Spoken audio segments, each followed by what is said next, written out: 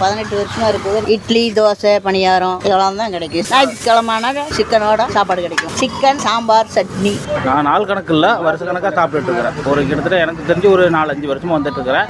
இங்கே இந்த அக்கா போட்டு வந்து கிட்டத்தட்ட ஒரு 18 வருஷம் 20 வருஷம் இருக்கும். நான் ரெகுலராக இங்கே தான் வந்துட்டு இருக்கிறோம். டக்குன்னு வீட்டில் சாப்பாடு செய்யலைன்னா டக்குன்னு வாங்கிட்டு போகிறது, கொஞ்சம் ஏழ்மையாக பழகுவாங்க எல்லாத்திட்டையுமே வாங்க. எல்லாமே நல்லா இருக்குது, ஒரு பிரச்சனையும் கிடையாது. நம்ம வெளியில் போய் பெரிய ஹோட்டலில் போய் சாப்பிட்டாலும் அந்த அளவுக்கு காசு வேஸ்ட்டாக போகாமல் ஒழிச்சு நம்ம சாப்பாடுக்கு மனசு நிறையாது, வயிறு நிறையாது. நமக்கு இங்கே வந்து சாப்பிட்றப்ப காசு கம்மியாக இருந்தாலும் நமக்கு மனசு நிறைய சாப்பிட்ற மாதிரி போட்டு இருக்கிறாங்க. காலையில் இட்லி, தோசை, ஆப்பாயில் இதெல்லாம் தான் கிடைக்கும். ஊத்தாப்பம் கிடைக்கும், ஆர்டர் கொடுப்போம், எல்லாமே பண்ணுவோம். அவங்களோட அன்புக்கோசரமே நிறைய ஒரு வருவாங்க வச்சுக்கோங்களேன். எனி டைம் கூட்டமாகவே தான் இருக்கும். எல்லாமே நல்லா இருக்குது. நான் சாப்பாட்டுக்கே சட்னி சாப்பிட்டு எக்ஸ்ட்ரா கேட்டு வாங்கி சாப்பிடுவேன். ஒருத்தங்கிறதுனால தான் ஓடி வருவாங்க எல்லாருமே. இட்லி, தோசை, ஆம்லெட்டு, என்னென்ன ஹோட்டல் இப்போ பெரிய பெரிய ஹோட்டல் என்னென்ன பண்ணுறாங்க எல்லாமே பண்ணிக்கலாம். அவசரமாக வேலைக்கு போகிறவங்க, அந்த பள்ளிக்கூடம் போகிறவங்க, டிஃபன் வாங்குறதுக்கு எல்லாரும் வருவாங்க, ஆர்டர் கொடுப்பாங்க.